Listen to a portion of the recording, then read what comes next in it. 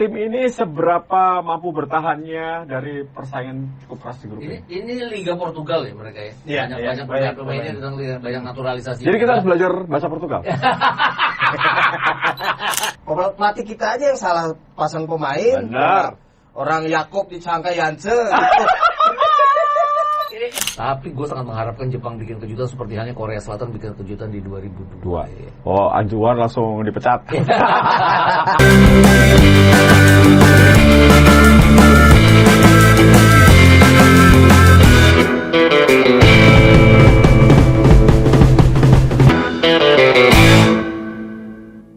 Ya, Piala Dunia tahun 2026 tentunya 3 negara menjadi tuan rumah dan kita akan membahas kekuatan di grup E, F, G, H. Apakah calon juara akan ada dari grup ini? Kita akan membahasnya bersama dengan Mas Gita Suwono dan juga Bung Wiwi. Halo. Yes. Wih, udah gak berhasil lagi kayaknya nih. Ini calon juara ini.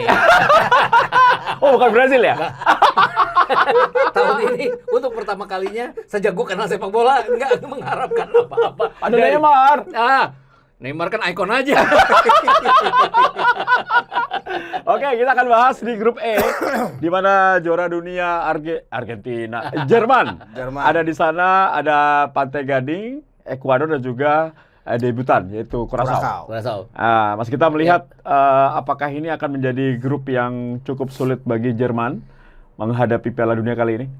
Kalau ngelihat rekor-rekornya Jerman kan Jerman biasanya nggak terlalu luar biasa di grup ya. Ya. Udah walaupun kalau kita bicara Piala Dunia, 2 Piala Dunia terakhir setelah mereka jadi juara dunia bahkan nggak lolos di grup. Betul. Ini yang kemudian kalau ngelihat ini tricky grup ini sebenarnya. Ya. Ekuador ini nggak gampang menang Ekuadornya. Cuman nggak gampang kalah juga. Ya. Di kualifikasi Ekuador tuh 14 kali draw, hanya kalah dari Brazil dan Argentina. Dan 10 kali draw 0-0, 14 kali nggak kemasukan. Nah, itu artinya kan nggak gampang juga buat Jerman. Pantai Gading juga sama, mereka nggak terkalahkan di kualifikasi di Afrika. Curaçao bahkan ya 10 pertandingan di luar nggak ada Meksiko, nggak ada Kanada, nggak ada Amerika Serikat ya di kualifikasi. Mereka 10 pertandingan dalam 2 round itu mereka nggak terkalahkan. Jadi ini mungkin kendalanya Curaçao gue rasa bisa dilewatin oleh Jerman. Cuman masalahnya dengan Pantai Gading karena itu Afrika kan pasti fisik andalanya segala macam dan pemain-pemainnya juga malang melintang di Eropa. Wid pasti tahulah Frank Kessie. Betul. Jadi jagoannya dia. Calon pemain Roma. Iya beneran. Jadi itu yang nggak gampang mungkin bagi Jerman dan Jerman kan udah 2 kali gagal di fase grup. Ini yang harus bisa mereka atasin. Nggak bilang mental. Kalau mental ini Jerman nggak ada duanya. Tapi banyak sekali negara-negara yang selalu memanfaatkan ketidakuntungan Jerman pada saat group stage. Karena orang bilang mendingan hancurkan Jerman di group stage daripada mereka melewati fase knockout yang mungkin mereka akan melangkah sampai semifinal dan final. Ya, sedangkan ini Curaçao setelah ditinggal Patrick Kluivert tampaknya makin bagus nih Curaçao. Nyindir nih dia nyindir. Gimana, Wid? Ini salah satu tim debutan dari 4 tim debutan di 2026. Ya kalau melihat catatan di kualifikasi memang cukup mengesankan ya karena mereka kan mengalahkan persaingan dengan memenangi persaingan dengan Jamaika, Costa Rica gitu ya. Kalau tradisional kan kalau dari CONCACAF kalau selain Amerika Serikat, Meksiko dan Kanada ya di urutan berikutnya kayak itu Jamaika, Costa Rica. Cuman Curaçao ini membuat kejutan dan bisa lolos dan tapi sih peluangnya sih nggak terlalu banyak sih kalau gue bilang ya. Berat ya? Ini sebagai debutan ya bersaing dengan grup yang seperti ini. Tadi Mas Gito udah bilang Jerman spesialis turnamen. Kalau nggak kebangetan banget kayak 2018 ya. Ya mereka kan lolos grup lah kalau Jerman ini.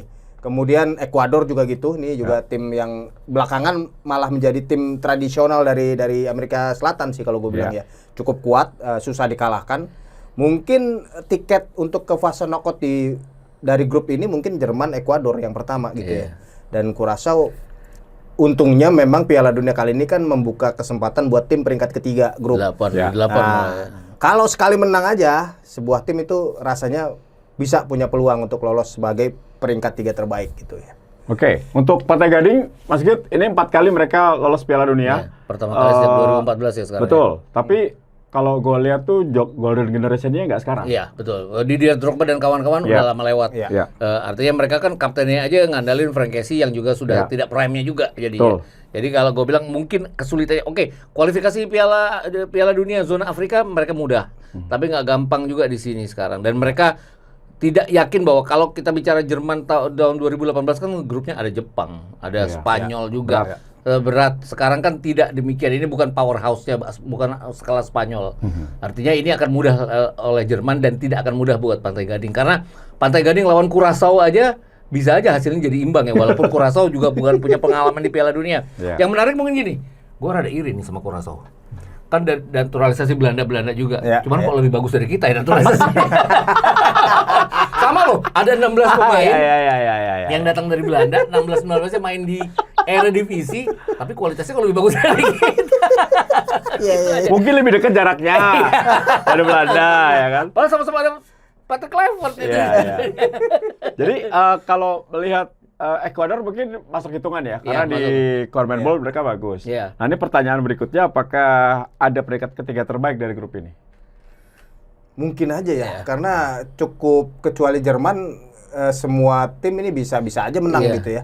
Nah itu tadi yang bisa saling draw malah ya. Betul, kalau sekali aja menang itu ada peluang. Mungkin 4 poin lah cukup untuk peringkat ketiga terbaik. Jadi peringkat ketiga terbaik. Tergantung nanti golnya seperti apa gitu ya, selisih golnya. Jadi asal bisa sekali menang, bisa aja nih satu grup ini memunculkan tim ketiga yang bisa lolos ke fase knockout ya. Gue malah ngeliat matematikanya tuh, walaupun sepak bola nggak bisa diukur matematika ya, adalah Jerman mungkin ditahan imbang oleh Ekuador, tapi Ekuador juga nggak gampang menang dari dua negara itu.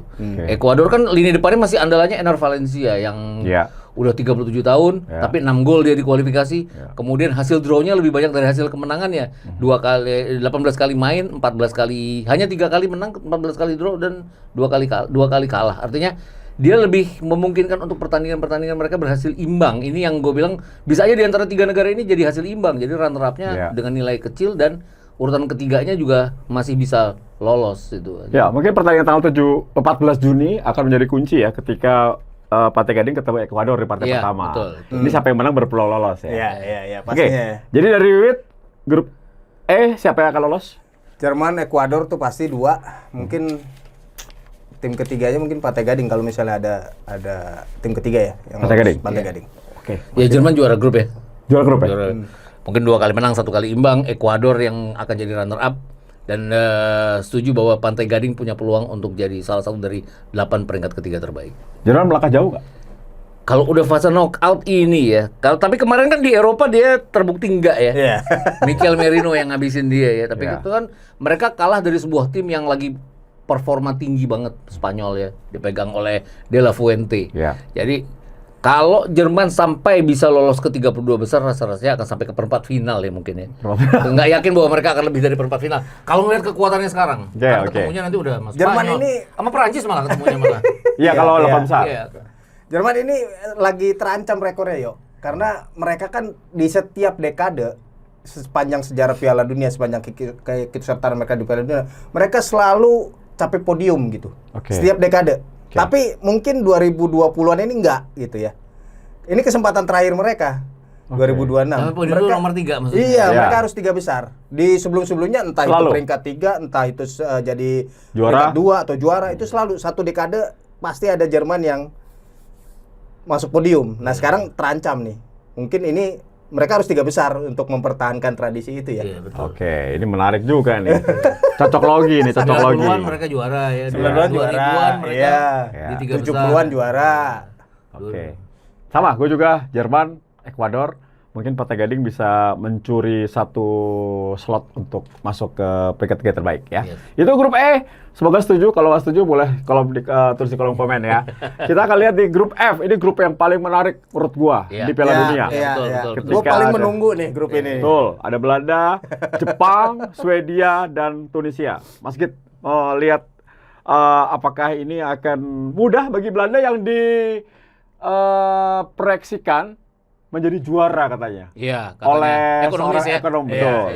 Ekonomis itu ngelihatnya dari faktor kemajuan sebuah bangsa ya, sehingga bangsa itu bisa membangun sepak bola dengan sangat baik ya. Mungkin benar karena 3 kali Piala Dunia terakhir dia benar ya. Tapi kok Belanda kayaknya enggak. Tapi gini, lawannya Jepang.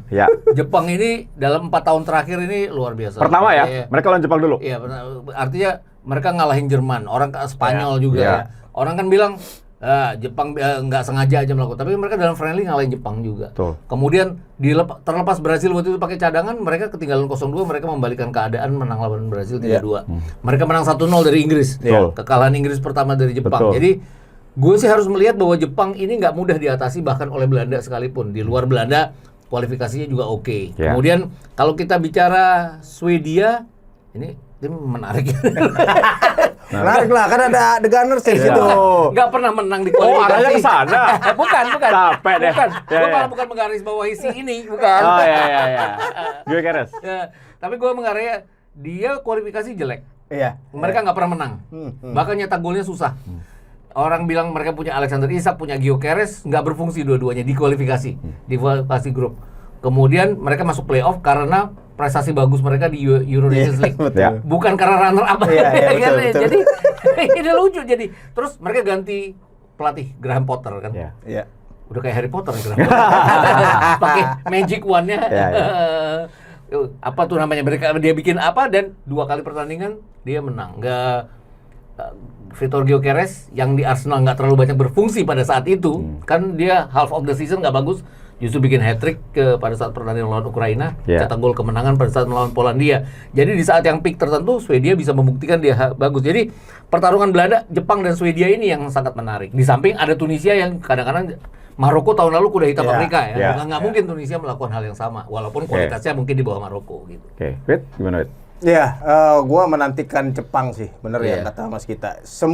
Hampir semua juara dunia sekarang udah mereka kalahkan ya. Kecuali mungkin Prancis yang belum. Italia belum? Oh iya. Italia nggak lolos. Mereka dalam 4 tahun terakhir, bahkan di turnamen resmi mereka udah ngalahin Jerman, ngalahin Spanyol. Bukan karena sentimen Asia ya? Iya.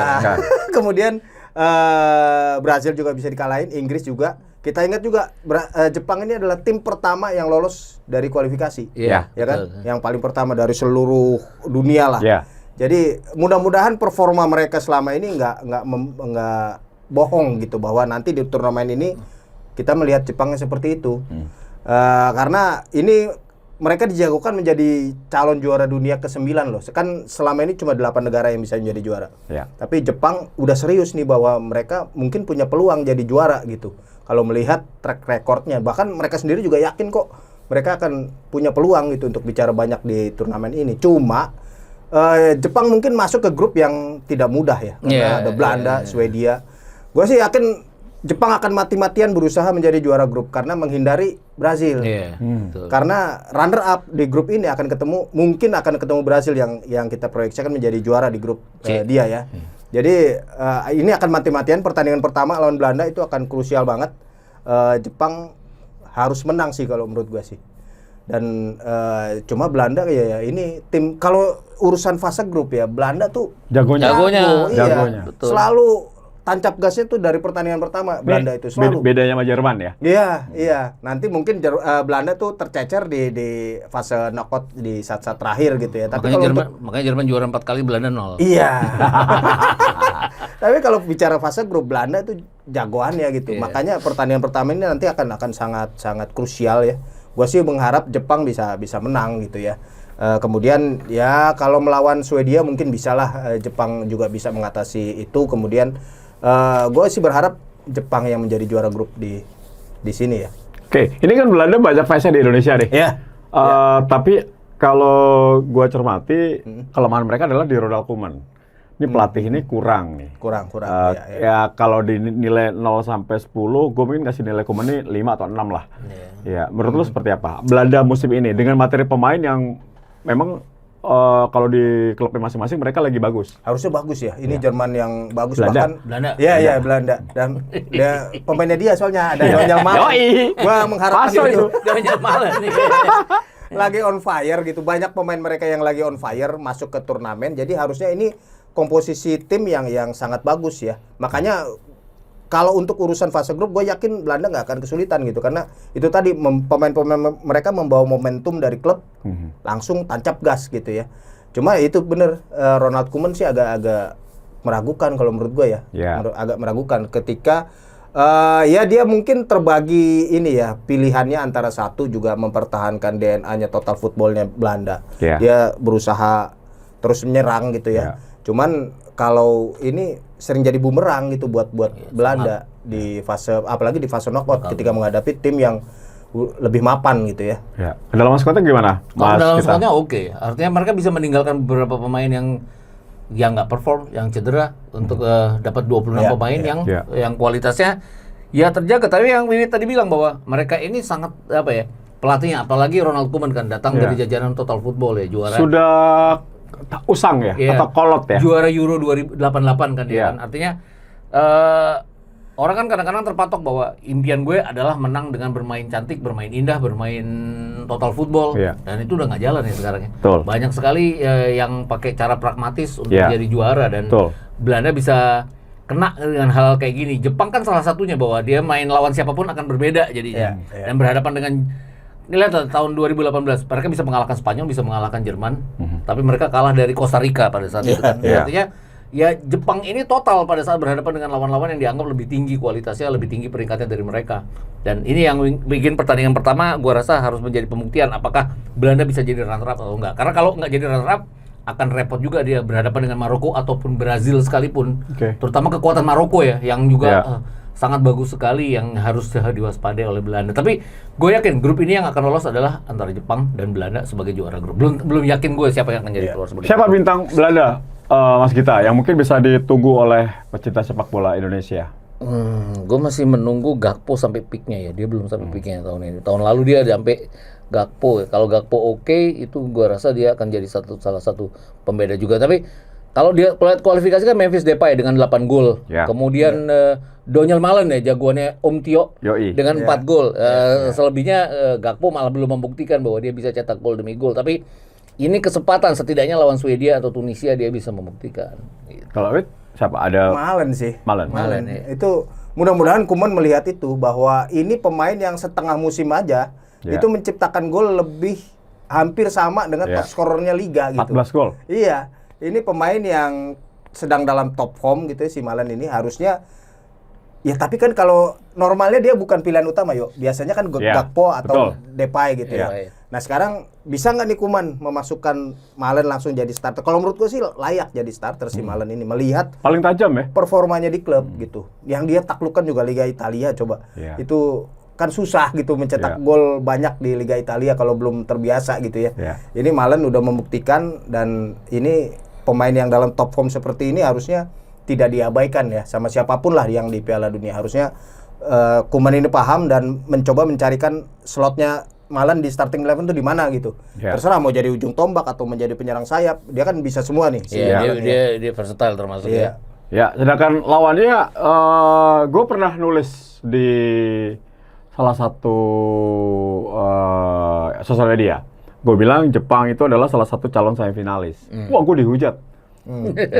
Semua juga calon semifinalis, gitu katanya kan. Tapi gue ada faktor Hajime Moriyasu. Betul. Ini pelatih yang memang tangan dingin. Dia sudah kalau nggak salah itu 8 tahun ya menangani Jepang. Mas, kita lihat apakah faktor Jepang bisa seperti ini?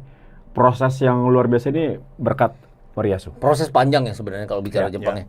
2018 tuh gue ingat bahwa waktu itu gue termasuk tidak subjektif. Brazil udah lolos ke perempat final. Belgia lawan Jepang. Oh iya. Jepang unggul kan? Unggul 3-2, unggul 2-0 dulu kan. Kemudian ada 1 menit terakhir terus jadi 2-2. Menit terakhir Jepang dapat corner, counternya Belgia. Ketemulah Belgia sama Brazil. Itu gue paling nggak pengen Brazil ketemu Belgia. Tapi itu tanda bahwa Jepang sejak 2018 berproses. 2022 mereka membuktikan mereka bisa mengalahkan 2 raksasa dunia ya, 2 raksasa Eropa, Spanyol dan Argentina. Ini ya kalau hitung-hitungannya, kalau Spanyol sama Jerman gue bisa lakukan, kenapa tidak terhadap Belanda? Itu aja. Dan mereka punya semuanya. Contohnya lah lawan Indonesia. Mereka sudah lolos, mereka kalahin kita 4-0 kan waktu di GBK bulan November. Kemudian kita tandang ke sana, mereka pakai pemain muda loh. Artinya pemain masa depan yang mereka pakai. Kemudian kalau ngeliat skuad 26 yang sekarang datang, kan ada 2 pemain yang sudah gaik ya. Nagatomo sama Maya Yoshida ya. Artinya mereka menempatkan 2 pemain yang untuk menjadi penyeimbang, untuk menjadi untuk menjadi semangat bagi rekan-rekannya. Ini belakang nih. Iya, lini belakang. Jadi ini artinya mereka benar-benar siap dengan keseluruhan pemain-pemain muda, campuran pemain muda. Terlepas bahwa top scorer mereka Ayase Ueda hanya bermain di Eredivisie, Feyenoord hanya Eredivisie, tapi dia jelas top scorer sebuah liga. Artinya di Eropa juga belum terbukti Feyenoord bisa melangkah lebih lanjut. Tapi kumpulan pemain-pemain yang terbaik di klubnya masing-masing ini yang bisa membuat Jepang sangat bahaya. Iya, masih ada Keito Nakamura di pemain yang paling gua tunggu nih. Sama mungkin kendala Jepang adalah fase knockout ya. Dia belum terbukti bahwa bisa melangkah cukup jauh sampai di fase knockout, itu aja. Tapi kalau Jepang bisa melangkah sampai 8 besar ke semifinal mungkin nggak, Mas? Mungkin aja. Gue nggak terlalu yakin Brasil bisa ngatasin mereka ya di babak 32 besar ya. Kalau ngelihat Brasil yang sekarang, terpaksa nih harus diomongin nih. Ini Brasil ini sirkus soalnya. Bisa jagain bola, main cantik, main indah, Vinicius bawa kayak pinggir, tapi nggak menang. Kaning esat, pukul tendang, ditangkap kiper. Kalau lihat Jepang, prospeknya gimana? Iya, makanya yang gue bilang mudah-mudahan performa mereka sebelum turnamen tuh nggak bohong gitu. Karena kan Jepang akan masuk ke turnamen dengan 6 kali menang berturut-turut loh, nggak kebobolan. Iya, betul. Dan mereka udah tahu caranya mungkin menang dengan jelek dalam tanda kutip ya. Kemarin terakhir lawan Islandia 1-0. 2 pertandingan sebelumnya juga cuma menang 1-0. Ini artinya ini 1-0 itu kan tim turnamen lah. Udah menang nggak usah gede-gede gitu. Yang penting unggul, yang penting menang gitu. Dan Brasil kayaknya udah mengarah ke sana gitu. Mudah-mudahan sih si Hajime Moriyasu ini udah udah siap bener gitu ya. Dia sendiri juga yakin kok. Dulu waktu Jepang kesini deh, waktu tanding gitu ya. Gua kan sempat ngobrol sama wartawannya. Dia bilang, gua ini wartawan junior di tempat gua. Karena wartawan senior gue udah nggak nganggap lu lagi gitu.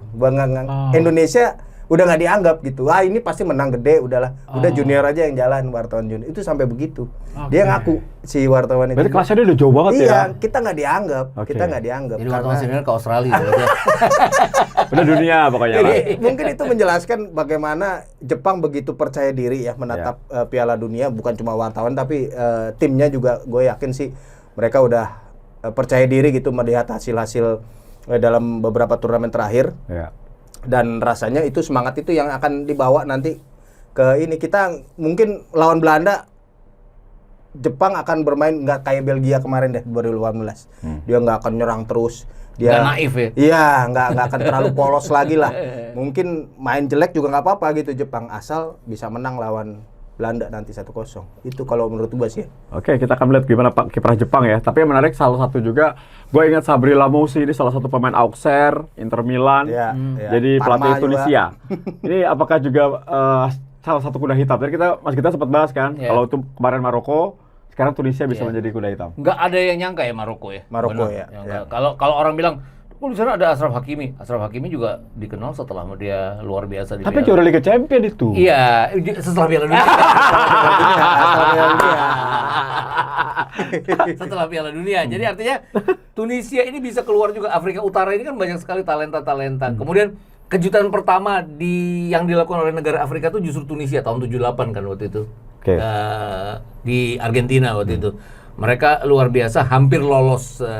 Mereka menahan imbang Jerman pada saat itu, hanya kalah dari Polandia, tidak lolos grup. Tapi artinya Afrika dikenal orang bisa membuat kejutan, bukan Rabah Majer dan kawan-kawan Aljazair tahun 82, tapi Tunisia. Artinya dari sini muncul talenta-talenta yang bisa berkembang lebih lanjut, anak cucu mereka yang sekarang jadi talenta Tunisia. Bukan nggak mungkin mereka bikin kejutan. Ini artinya akan jadi grup yang ketat juga ya dengan Tunisia. Dan Swedia juga nggak yakin gue akan sebagus pada saat mereka lawan Ukraina dan lawan Polandia. Setuju. Karena mereka juga dari fase lolos playoff ya. Lolos playoff, dan di grup mereka nggak menang, nggak bikin gol. Betul. Oke, jadi dari grup ini, dari Wiwit dan Mas kita, siapa yang akan mewakili grup F? Setuju sih, Belanda Jepang. Cuman urutannya gimana nggak tahu, 1-2-nya siapa. Gue Jepang lah. Belanda Jepang dengan poin yang sama ya gue rasa ya akan di sini. Ini yang akan membuat urutan 7, poinnya 7 berarti. Poin 7. Ini yang akan membuat urutan ketiganya harus berjuang untuk lolos ke di antara 8 sampai 12 karena kan artinya hanya punya 3 poin, bahkan mungkin 2 poin kalau Swedia sama Tunisia bermain imbang 2-2 gitu. Gue malah nggak lihat grup F memiliki wakil peringkat ketiga. Ini grup ini berat ya. Oke, setuju, kita sepakat Jepang dan Netherlands kali ini masuk ke grup G. Grup yang juga cukup menarik karena ada Belgia, Iran, Mesir dan Selandia Baru. Itu duluan. Seperti apa? Grup G. Grup paling salah satu grup paling lemah ya kali-kali. Paling mudah ya? Paling mudah di Maksudnya apa namanya ya? Nggak ada kekuatan yang menonjol gitu dari grup ini ya. Belgia, ada Belgia, tapi masanya Belgia udah lewat sih kalau gue bilang. Generasi emasnya mereka udah hilang. Mungkin 4 atau 5 tahun yang lalu lah harusnya mereka udah jadi juara gitu ya. Ya sekarang mereka masih ngandelin Kevin De Bruyne, tapi kan udah ini juga. Mungkin ini Piala Dunia terakhir dia. Jadi sekarang Belgia datang dengan generasi yang bisa dibilang baru dan rasanya bukan tidak mungkin mereka akan kesulitan menghadapi bahkan Iran atau Mesir ya di turnamen kali ini. Tapi tetap sih Belgia dengan status mereka itu mereka tetap kalau gue bilang tetap unggulan utama di grup ini ya. Iya. Ya sama unggulan utama tapi masih ngandelin Romelu Lukaku ya. Itu. Betul. Terus Kevin De Bruyne, Romelu Lukaku bahkan 4 tahun lalu dengan Kroasia lolos dari grup itu mereka nggak lolos kan grupnya mereka kan Maroko, Kroasia, Belgia kan dianggap ada pertengkaran di ruang ganti, pemain saling nggak klop. Di Euro juga akan sama bahwa andalan-andalan mereka pemain muda yang belum berkembang bagus. Kemudian keseluruhan sendiri ya mereka memang bikin 29 gol di kualifikasi. Cuman lawan Makedonia Utara aja mereka nggak bisa menang. Artinya mereka 3 kali imbang. Itu 2 diantaranya lawan Makedonia Utara yang tidak lolos. Ya, artinya ini tim yang bukan bukan performa seperti di 2018 atau 2014 di mana mereka luar biasa. Pemain-pemainnya pada saat itu mencapai level prima mereka. Sekarang udah turun dan yang muda-muda Leo Trossard juga nggak bisa ngangkat tim sama sekali. Mungkin kalau ada yang bisa diandalkan ya sayapnya mereka ya yang lumayan ya, tapi nggak terlalu menganggap bahwa ini bisa diatur, tapi lawan Iran juga akan repot ya mereka. Kalau gue lihat, walaupun untuk lolos dari grup ini akan mudah mungkin buat mereka karena 3 poin pasti bisa mereka dapat dari Selandia Baru. Tapi jangan juga diharapkan kalau mereka ditahan imbang oleh Iran ataupun Mesir. Oke, Mesir masih salah ya? Masih. Apakah memang ini udah lewat masa prime-nya tim Mesir saat ini? Mungkin salah mungkin karena ya kita lihat juga di Liverpool juga udah kelihatannya udah habis nih pemain ya. Cuman mungkin beda cerita kalau misalnya salah di klub sama salah di tim nasional. Kalau di tim nasional masih cukup masih cukup menentukan lah. Kemarin di Piala Afrika yang terakhir juga kan lumayan lah penampilannya, cukup membantu Mesir. Kemudian kita harus hitung juga kali ini mungkin salah masuk ke turnamen dengan kondisi fisik yang lebih baik daripada 4 tahun yang lalu. 4 tahun yang lalu dia kan membawa cedera dari klub gitu ya, jadi nggak optimal. Ya mudah-mudahan lah Mesir bisa mengoptimalkan Mohamed Salah ini juga kan Salah. Mungkin masih nyari klub baru juga kali ya. Ini ajang katanya ini mau ke Italia lagi. Ini ajang mungkin memperlihatkan bahwa dia masih bisa tampil baik lah di turnamen ini, dan ini kesempatan sebetulnya.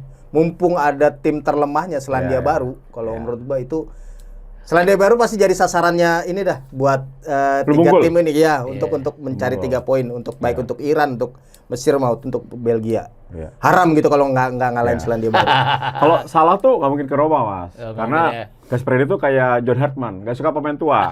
Dia suka pemain muda. Ini pemain tua yang di kualifikasi masih bikin 9 gol. 2 diantaranya dari penalti. Ini artinya andalanya. Kemudian di Piala Afrika lah, mereka sampai semifinal kan. Artinya bukan yang terbaik yang ada di Afrika saat ini. Tapi Omar Marmus lah. Ya, ada Omar Marmus ini akan menjadi salah satu di antara salah. Betul, Omar Marmus. Omar Marmus jadi aus ya. Sama beberapa pemain yang tampil di Bundesliga Eredivisie ya. Tapi mereka wajib, itu yang Wiwit bilang, mereka 3 negara ini wajib menang lawan Selandia Baru. Tapi jangan juga dilupakan Selandia Baru terakhir kali mereka lolos ke Piala Dunia, mereka nggak terkalahkan ya. Satu-satunya negara yang nggak terkalahkan di Piala Dunia 2010. Ya itu kalian Itali. Itali. 1 kali menang, 2 kali draw, tapi nggak lolos ke babak berikutnya. Iya betul. Karena waktu itu hanya juara runner-up ya, gitu kan. Nah, betul. sekarang dengan kalau mereka sampai mengejutkan dapat 5 poin, ya mereka lolos ke babak berikutnya. Itu aja. Ini yang Chris Wood, tapi gue juga andalannya cuma Chris Wood ya, jadi nggak terlalu lah. Artinya 3 negara ini wajib menang sama Selandia Baru. Kemudian Belgia yang gue lihat masih mungkin mengalahkan Mesir, imbang lawan Iran. Jadi mereka juara grupnya. Taremi nggak dianggap ya Iran ya? Ya, dia top scorer Iran ya. Ya masih bisa mungkin, tapi nggak tahu. Iran ini kan masalahnya adalah 2 kali main di California, 1 kali main di Texas. Mereka markasnya di Tijuana. Kenapa? Karena mereka tidak boleh tinggal di Amerika kan. Setelah pertandingan mereka baru pergi. Jauh juga ya? Iya. Itu yang pasti akan sangat melelahkan mereka. Mental mereka juga ya, kok nggak boleh main di sini, tapi nggak boleh tinggal lama di sini. Semangat Iran! Iran Gitu. semangat. Ya kita harus dukung Iran nih. Walaupun Tijuana dekat dari California ya. Ya. Ya. Jadi dari teman-teman melihat grup ini seperti apa komposisi persaingan untuk lolos dari grup? Belgia juara grup. Juara Juara grup, kemudian mungkin Mesir lah peringkat Iya, duanya kalau gue ya. Jadi peringkat tiganya nggak ada ya? Peringkat 3. Berat ya? Ya, Iran nih mudah-mudahan lah Iran. Non teknisnya kasihan sih Iran. Iya, Iran. Ini mereka dengan pasti semangat ketakutan lah. mainnya. Semoga Semoga malah gitu ya, malah ketakutan ya. iya, semoga sih jangan sampai merusak olahraga lah ya. Iya, Iran sama Mesir sih mungkin masih bisa imbang ya, tapi faktor kelelahan dari Iran itu kan pasti kan apa ya, nggak gampang mereka harus terbang ke sana, terbang ke sini, terbang ke sana, sedangkan yang lain-lain itu kan dekat dengan tempat venue pertandingan mereka. Ini kan nggak yakin bahwa ya tadi sama Wiwit sama Belgia dan Mesir. Oke, sama, gue juga sepakat dan tidak ada peringkat terbaik dari grup Iya, ini betul. sepertinya. Oke, grup terakhir yang kita bahas kali ini yaitu grup H. Ini sangat menarik karena ada satu debutan di mana Spanyol akan satu grup dengan Arab Saudi, Uruguay dan juga Tanjung Verde. Ya, ini seperti apa Mas Gita melihat grup H, apakah ini akan menjadi mudah sekali bagi Spanyol? Luis de la Fuente, Iya. runner up Olimpiade, juara Eropa, dan mereka punya semua pemain yang sangat berkualitas yang membuat mereka bisa meninggalkan pemain-pemain yang juga nggak termasuk hitungan buruk ya. Mereka hanya buruk musim ini seperti pemain-pemain Real Madrid kan tidak dimasukkan ke dalam skuad 26 ini. Ini artinya kalau boleh memilih satu di antara dua tim yang bisa tampil di final, ya mungkin Spanyol, yang satunya Portugal. Sepakat. Ya, sepakat. Karena Spanyol sangat kuat. iya sangat kuat. Sayangnya kalau ngelihat urutannya adalah mereka udah ketemu Prancis di semifinal ya kalau nggak salah. Ya, itu aja. hitungannya. Kalau sama-sama jadi juara grup. Tapi Spanyol jelas bahwa ini ngelihat peluangnya sih 90% harusnya mereka lolos dari grup ini. 99% malah lolos dari grup ini. Ya. Jadi gimana? Rodri bersama adik-adiknya ini bagaimana? Wit? Rodri aja kapten sekarang ya. Dia kapten. betul, Kan dia paling tua, paling senior. Iya. Malah ya kan ada kontroversi ketika pemain Real Madrid nggak satu pun dipanggil ya ke skuad. Tapi menurut gue ini malah bikin tim ini makin bersatu gitu. Karena tinggal poros Barcelona artinya yang ada di situ. Betul. Dan itu akan membuat tim ini makin kompak, dan betul sih gue sepakat dengan Mas Gita. Mungkin kalau ada satu tim yang dari grup ini bahkan mungkin bisa dijadikan kandidat juara gitu, karena Spanyol ini kedalaman skuadnya dapet, kemudian pelatihnya bagus, pengalamannya ada, kemudian bakatnya juga ada. Mudah-mudahan Lamine Yamal main optimal ya setelah sempat mengalami kayak di cedera. Euro ya. Iya. Kalau misalnya dia dengan Eko Williams itu tampil betul. bagus, waduh, ngeri banget. Ya, Jadi yang menariknya gini nih. ada juara Liga Champions juga di sini. Nah, iya. Fabian Ruiz. Marco Kurela kan buruk ya, jelek ya, nggak on and off lah di Chelsea ya. Tapi begitu kena seragam merah, La Furia Roja, dia luar biasa. Nih yang gua lihat nggak ada sisi lemah di salah satu posisi yang ada di Spanyol ini. Unai Simon orang nggak banyak ngomongin karena nggak banyak lihat siaran langsungnya. Iya. Bilbao bagus. Iya, tapi Bilbao kan dia oke. Tapi ada kiper Arsenal. Itu tadi cadangan abadi itu. Dia istirahat lah buat musim depan itu. Istirahat buat musim depan. Jangan dia yang main, nanti 7 clean sheet. Oke, kenapa kalian berdua sangat yakin bahwa Spanyol ini salah satu kandidat juara? Iya, karena itu tadi timnya lengkap. Tadi Mas Gita bilang hampir nggak ada titik lemah, dan betul nggak ada titik lemah ini tim. Kalau keluar dari grup dia ketemu siapa? Nanti dulu. Dia keluar dari grup tuh dia ketemu Austria. Ya, mungkin babak Austria. 32 besar. Oke ya. Ketemu Kroasia. Tapi kan Kroasia juga udah Kroasia gaik ya sekarang. Ya, Modric ya. Oke.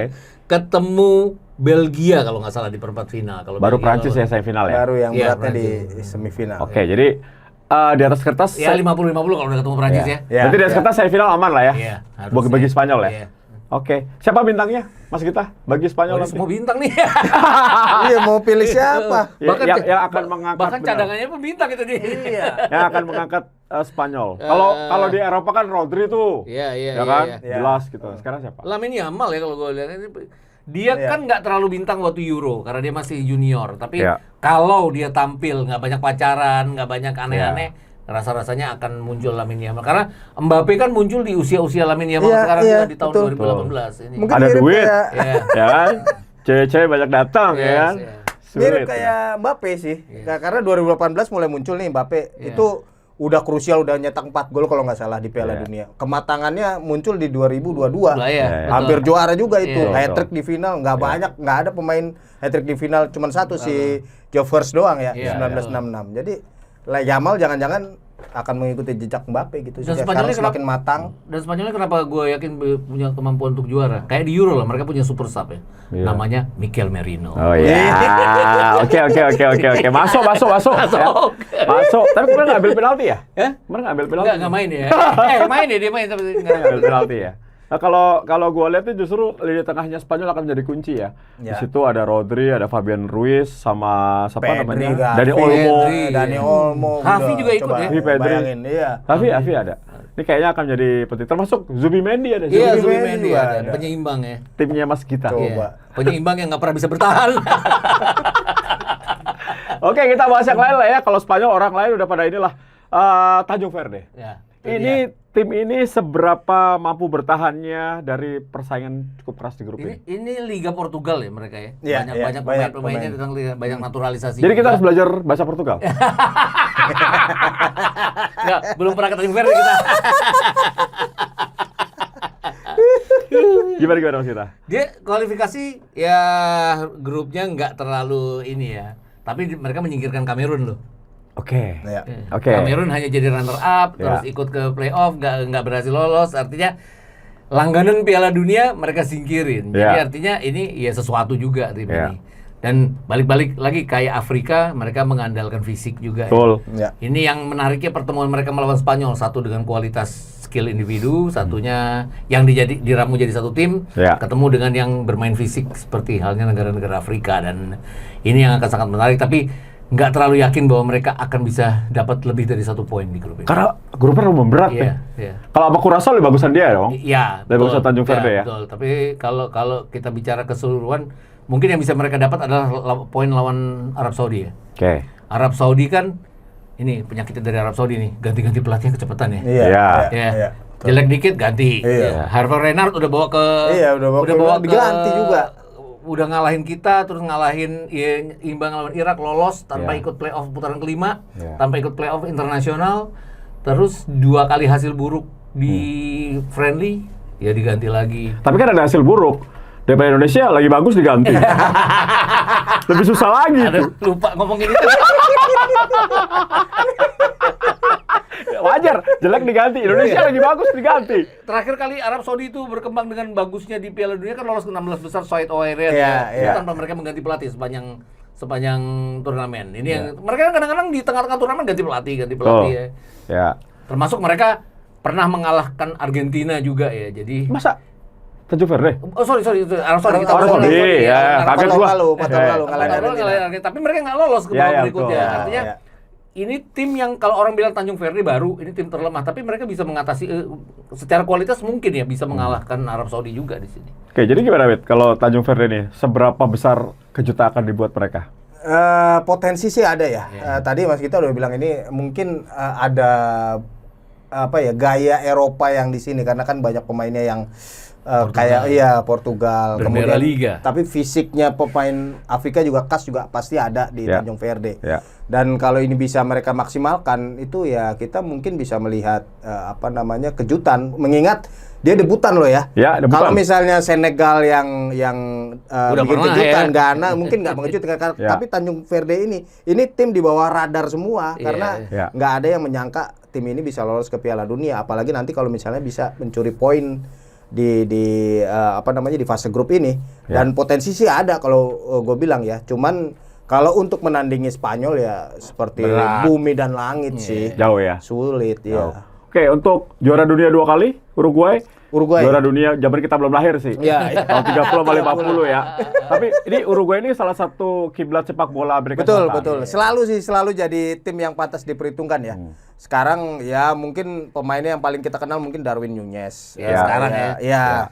Mungkin ya Darwinnya udah bukan main di Eropa lagi, tapi kalau gua rasa kalau ketika dia bermain di tim nasional cukup sering jadi pembeda sih. Ugarte pemain MU. Nah, iya. Ugarte juga begitu. Iya, meskipun cadangan. Selalu lah kalau Uruguay ini selalu menjadi tim salah satu yang bisa dijagokan untuk lolos dari fase grup. Bahkan menurut gua mungkin ini tim kedua setelah Spanyol nanti. Ya. Iya, Yang betul. peringkat 2. Golnya juga ada Valverde ya, salah satu pemain yang paling Iya. menonjol di Iya, Real Madrid iya, ya. betul. Iya. Mas Git, gimana Uruguay? Apakah lebih bagus dari Brazil? Langkah mereka? Di kualifikasi mereka draw dan mengalahin Brazil ya. Ya. Jadi Brazil sekarang nggak bisa jadi patokan juga. Tapi tetap kiblat anak Indonesia lah. Iya. Brazil tuh pasti ada Iya, idola. tapi gini, Uruguay itu di kualifikasi punya masalah cetak gol. Ada 8 pertandingan mereka nggak bikin gol. Iya, iya. Oke. Itu yang selalu ya di kualifikasi Piala Dunia kan mereka juga penyakitnya adalah nggak bikin gol. Tapi begitu mereka punya kekuatan untuk bikin gol, kejadian kayak 2010 mereka lolos sampai semifinal. Nggak ada Iya, nggak ada nggak yang nyangka nyangka. mereka lolos sampai semifinal. Baru Van Bronckhorst kan yang mengakhiri perjuangan mereka saat itu. Jadi kalau untuk lolos dari grup aja, walaupun ada Spanyol di sana, seenggaknya dapat 6 poin sih bisa didapat oleh itu. Jadi dia kalah dari Spanyol ya? Iya, artinya mereka punya kemampuan untuk ngalahin Tanjung Verde, punya kemampuan untuk ngalahin Arab Saudi. Kingdom of Saudi Arabia. Oke, jadi itu menjadi satu hal hitung-hitungan ya untuk lolos. Nah, Arab Saudi salah satu kebanggaan Asia. Gimana Wet? Tadi kita sempat kita bahas berganti-ganti pelatih terus. Sekarang pelatihnya Iya. Georgios Donis. Donis, iya. Orang Yunani. Orang Yunani. Renard ini kan dipecat karena ketahuan dia wawancara dengan Senegal. Iya, betul. Oh ya? Oh, Iya. dalam kontrak. Senegal juga ganti pelatih. Nah, Ya. si Hervé Renard ini di apa namanya? Plus digodain hasil- gitu. plus hasil buruk ya. Iya, plus hasil buruk yang 2 uji coba bulan Maret kemarin. Cuman Arab Saudi tuh imbang kok sama kita.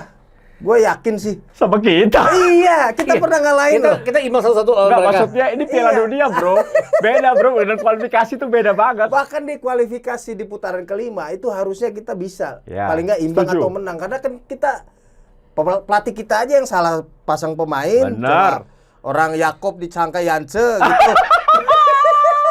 Dijadiin back. Kalau gue ngeliatnya ini ya, sepanjang 2 kali 45 menit nggak pernah konsisten Arab Saudi itu. Ya, Jadi, ya. artinya contohnya waktu ditahan imbang oleh kita di 1-1 di Riyadh kan. Mereka kan babak pertamanya buruk. Mereka baru bangkit di babak kedua. Di GBK jangan dibilang. Ya, Mereka ya. berantakan sama sekali. Hancur. Bahkan menang 3-2 lawan kita kan mereka 60 menit oke ya. Iya, Begitu masuk Tom Hai, begitu masuk Ole Romani, berantakan juga mereka. Ya. Kita dapat 1 penalti, kita nyaris menyamakan kedudukan. Di tengah kita mainnya nggak bagus juga. Artinya sulit buat Arab Saudi kalau ngelihat kualitas mereka hanya segini-segini aja untuk Iya, bersaing iya. di dunia internasional. Artinya ada Spanyol juara dunia 1 kali, ada Uruguay mantan juara dunia 2 kali. Ini berat ya, peluang mereka untuk dapat 3 poin hanya dari Tanjung Verde, itu pun Berat juga. bisa aja 1-1 atau Iya, bahkan kalah iya. juga jadinya. Gua rasa sih Arab Saudi merasakan inilah. Mancini pernah bilang lah, bekas pelatih mereka ya.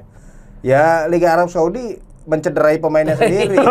Karena kan 9 pemain asing, 10 pemain semuanya main Dan bintang semua. Bintang semua. Jadinya pemain Arab Saudinya nggak dapat kesempatan main dan itu terlihat. Itu mengakui sendiri si Mancini waktu ditahan sama kita di Jeddah, Riyadh ya. di Riyadh ya. Iya. Kemudian kalah juga dari kita. Jadi ini Arab Saudi bukan kekuatan ini ya, bukan kekuatan terbaik dari Asia sih kalau menurut gua sih ya. Oke. Betul mereka punya tradisi, mereka punya sejarah, selalu langganan lah lolos ya. Tapi kalau untuk tahun ini kayaknya sih sulit nih buat Arab Saudi nih. Oke, jadi dari grup H, Bebet menjagokan siapa yang lolos? Spanyol dan Uruguay. Spanyol, Uruguay. Spanyol 9 Uruguay. poin, Uruguay 6 poin.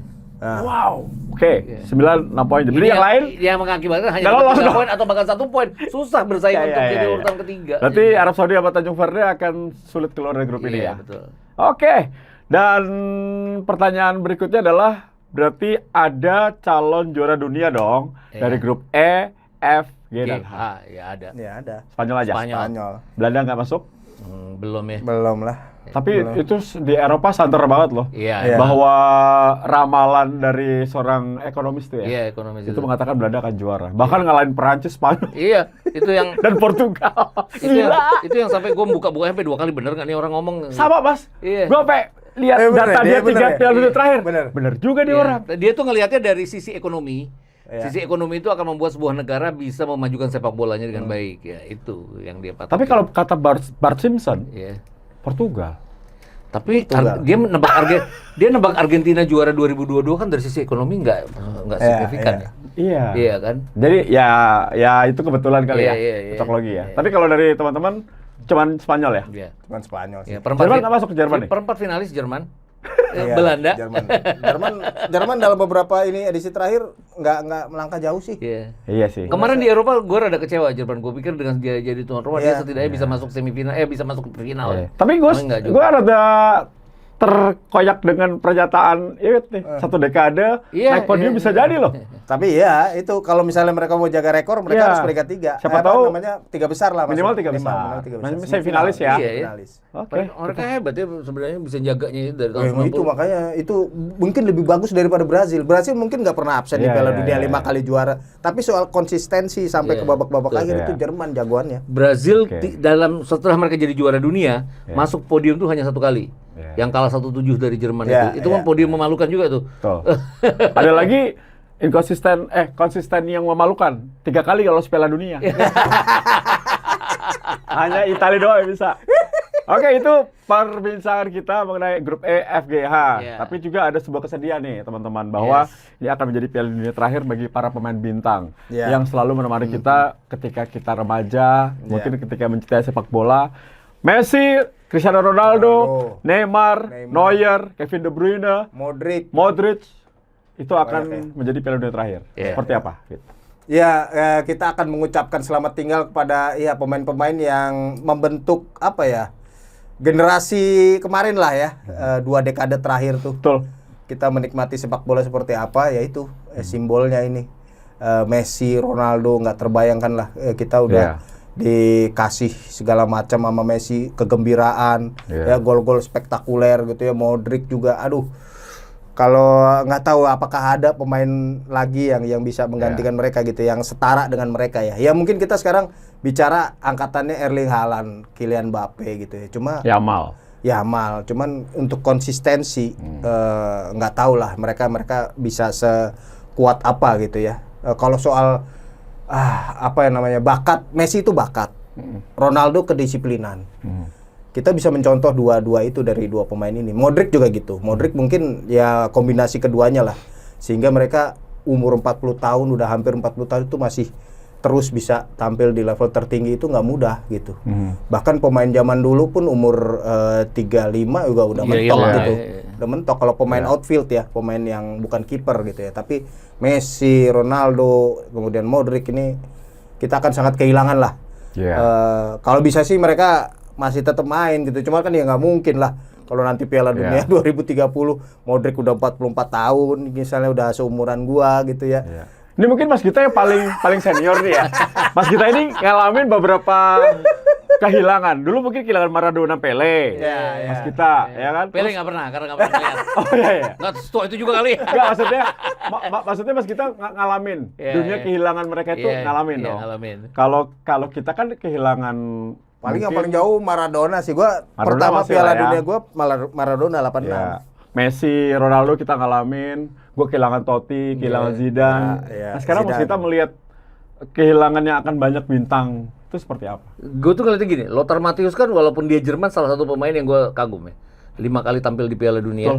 Dengan jumlah pertandingan 25 pertandingan dia mainin. Juara dunia 1 kali, jadi finalis 1 kali dia. Kalau saya penalti ya? Iya. Terus waktu dia mundur dengan 5 Piala Dunia, gue pikir nggak ada orang lain yang bisa main di 5 Piala Dunia. Tapi kan kita bicara Messi dan Ronaldo, ini Piala Dunia ke-6. Klose berapa kali ya? Klose 4 kali ya? Dia cuma 2002, 2006, 2010, 2014, 4. Tapi jumlah golnya kan dia yang kalau Messi dan Ronaldo kan 2006, 2010, 2014, 2018, 2022 dan sekarang Piala Dunia ke-6-nya.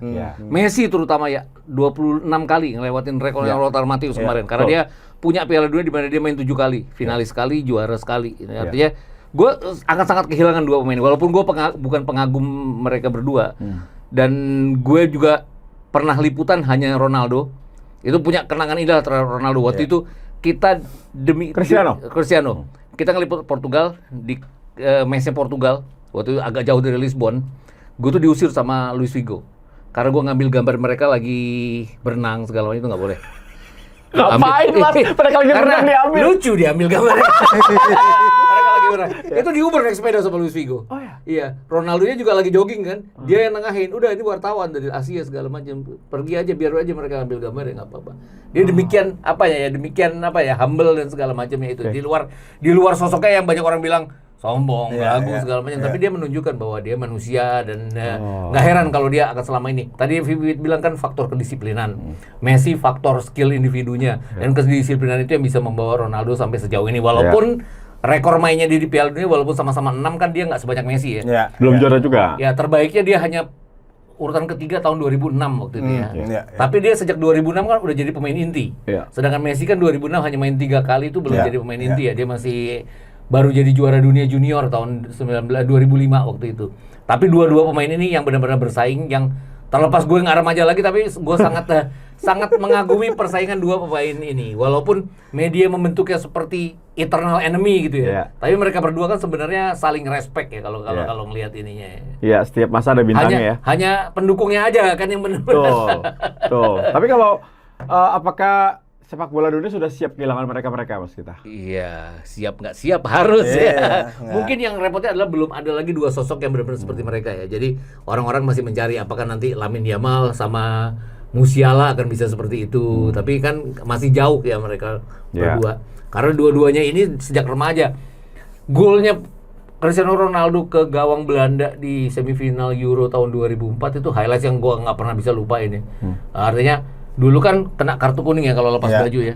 Cristiano nggak takut-takut, dia lepas aja bajunya, dia lari ke penonton dan segala macam hal-hal kayak gitu ya. Sayang Portugal waktu itu nggak jadi juara Eropa dengan penampilan yang gue bilang penampilan terbaik Portugal saat itu. Tapi sekarang generasinya lebih bagus ya daripada itu ya. Bahkan mereka juara Eropa pada saat generasinya nggak terlalu bagus tahun 2016 itu. Ya balik-balik lagi. Apakah si Cristiano ini akan tetap di lapangan sepak bola jadi pelatih? Nggak tahu juga. Apakah dia akan ada menit bermain di Piala Dunia ini masih dipertanyakan lagi kan? Masih ya. Nggak mungkin enggak. Mudah-mudahan sih ini khusus untuk Messi sama Ronaldo ya. Mereka lepas dari Piala Dunia 2002 ini dengan membuat rekor sih. Karena ada beberapa rekor yang bisa mereka pecahkan. Messi sekarang 13 gol. Kalau dia bisa cetak 4 gol, dia akan ngelewatin itu ya, close ya. 16 gol.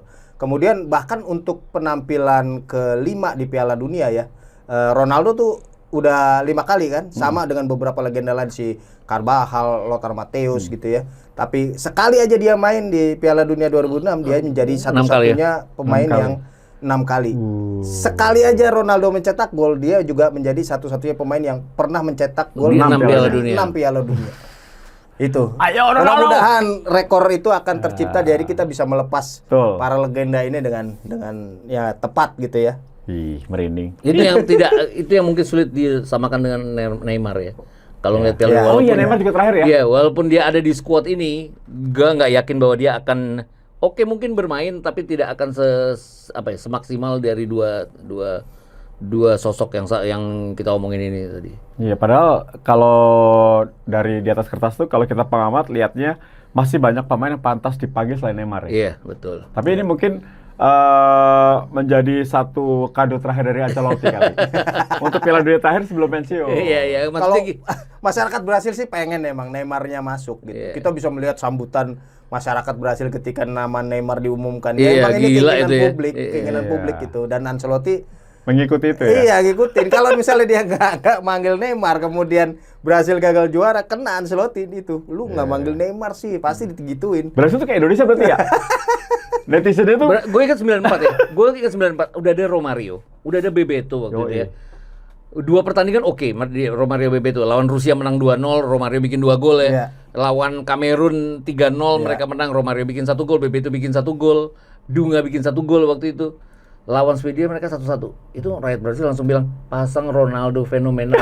Yang waktu itu masih punya rambut, masih umur 17 tahun, masih loncat-loncat di pinggir lapangan. Bayangin orang Brasil kan seenaknya aja nyuruh. Tapi kan Carlos Alberto Pereira teguh dengan pendiriannya, nggak mau gue pasang.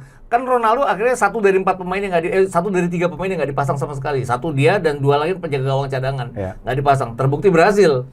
Kalau waktu itu nggak berhasil, nggak juara, kalah adu penalti, Baggio tendangannya nggak melayang.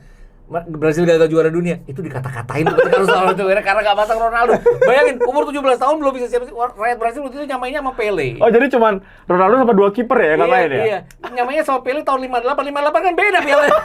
Sepak bola ya. Itu rakyat Brasil itu kadang-kadang ya orang fanatik kan suka kayak gitu ya.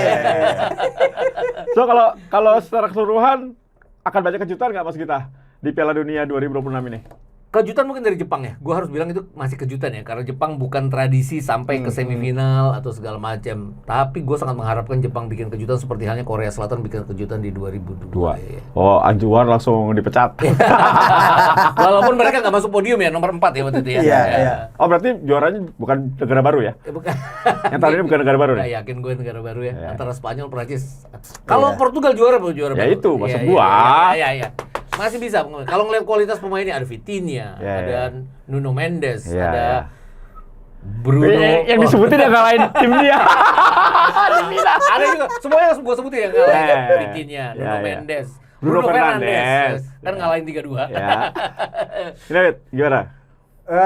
Iya sih juaranya masih dari 8 negara itu sih kalau gue bilang ya. Masih belum ada juara. Tapi gue sih berharap Jepang. Jepang berharap, gue pengen Jepang ngelihat dia melangkah jauh lah. Iya, karena kejutan itu kan bukan hanya juara. Melangkah jauh itu kejutan. Melangkah jauh ya juga kayak Maroko tahun 4 tahun lalu ya. Betul. Kemudian yang satu yang gue prediksi juga mungkin akan ada skor-skor gede di fase grup ya. Karena nggak berimbang. Ini di awal tuh nggak berimbang karena begitu banyak pemain tim-tim baru, tim-tim yang tadinya lemah gitu ya, harusnya nggak masuk ketika Piala Dunia masih 32 tim gitu, harusnya nih tim nggak masuk nih. Nah sekarang mereka masuk dan langsung kayak Kurakau lah. Kurasau berhadapan dengan Jerman nanti. Itu potensi skor gedenya kan sangat terbuka gitu. Tadi pagi gue ngeliat Brazil lawan Panama ya. Brazilnya biasa aja ya. Tapi menangnya 6-2 ya. Ini akan terjadi lawan Haiti. Sombong banget nih. Iya. Brazil biasa tapi menang 6-2. Itu artinya kan Panama datang dari zona CONCACAF, di luar 3 besar zona CONCACAF itu. Haiti nih sama akan kejadian seperti itu. Haiti ketemu Maroko aja akan repot Haitinya. Artinya ya tadi kalau bilang yang nggak pantas lolos ke Piala Dunia, hari ini salah satunya yang nggak pantas lolos. Jangan-jangan tujuan mereka cuma tuker kaos sama minta tanda tangan. Artinya dengan 48 finalis. Udah rebutan ya. Ronaldo tuh. Iya dah. Untuk Messi tuh. Lihat tadi pagi waktu Panama kelar pertandingan, semuanya foto sama Neymar loh. Neymar yang nggak main sama sekali. Oke, thank you teman-teman. Nanti kita ketemu di studio ya dalam pertandingan Piala Dunia ya. Thank you Mas Gita. Thank you Wit, sehat selalu. Kita minum dulu dah. Oke, Spanyol, Portugal.